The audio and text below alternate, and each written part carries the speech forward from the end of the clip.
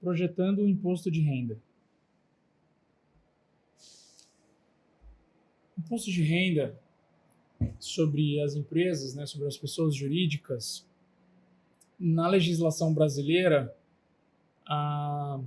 as regras mais relevantes para empresas de um determinado porte, né, são os regimes de lucro presumido e de lucro real. Existe também o regime do Simples Nacional, porém esse é restrito a empresas com faturamento apenas até 4,8 milhões por ano. Então a gente vai focar aqui na análise dos regimes para empresas acima desse padrão, que são o presumido e o lucro real.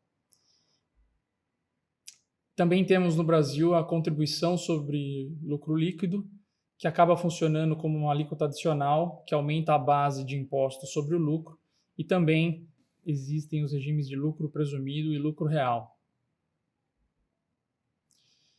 Então, quando a gente está projetando o imposto de renda e a contribuição social, a gente analisa historicamente como é que foram os percentuais de IR e contribuição da empresa sobre o seu lucro ou sobre essa receita, no caso de lucro presumido, né, porque ele adota uma presunção de base de cálculo sobre as receitas da empresa, ao passo que o lucro real, a tributação acontece sobre o lucro antes dos impostos da empresa.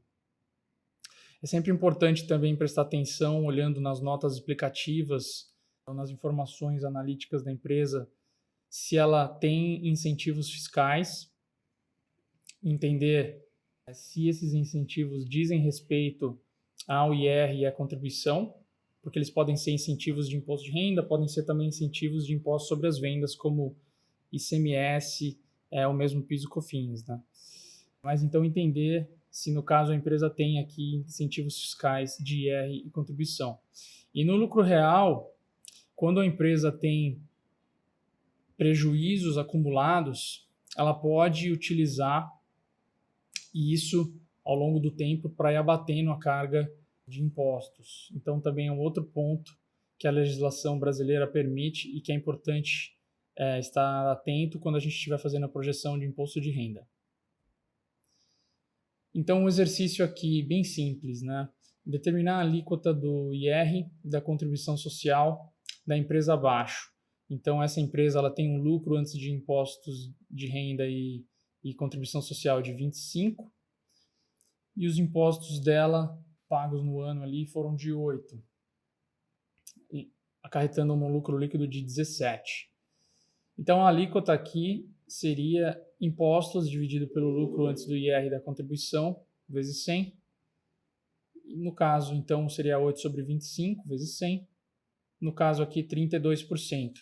A alíquota oficial vigente no Brasil, ela é de 34%, de 25% de IR mais 9% de contribuição. Porém, a alíquota efetiva, às vezes, pode variar por conta de algumas deduções que as empresas podem utilizar, ou mesmo por conta de diferença de regime de depreciação entre o que ela tem de depreciação na contabilidade para fins fiscais. Enfim, tem algumas questões mais técnicas que podem fazer com que essa alíquota efetiva de impostos seja um pouquinho inferior à alíquota da legislação de fato, né, de 34.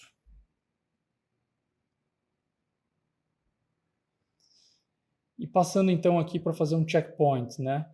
A receita líquida é o primeiro ponto da projeção que a gente precisa acertar, né, para montarmos um bom modelo. Já falamos sobre isso. Na sequência, a gente vai fazer projeções onde nós também já olhamos dos custos e das despesas operacionais do negócio e as despesas de depreciação e amortização, né? Isso vai trazer para nós o EBITDA, que nós já definimos aqui, né? Nós vamos então projetar os investimentos, primeiros investimentos de ativos de longa duração, né? CAPEX, investimentos de imobilizado, de intangível também.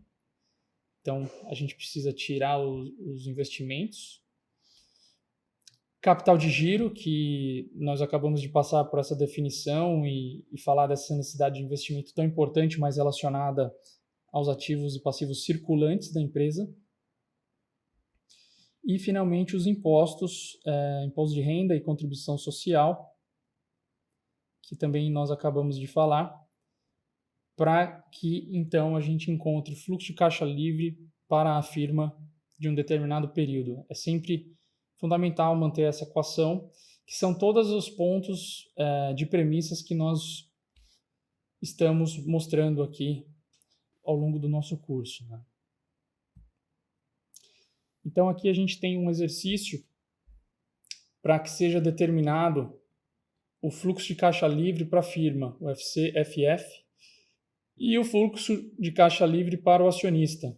Então, a missão aqui é, com base nos números apresentados do DRE do lado esquerdo e no balanço no lado direito, onde nós temos o ativo e o passivo, nós temos aqui contas para que vocês possam calcular esses fluxos de caixa livre neste ano de 2015.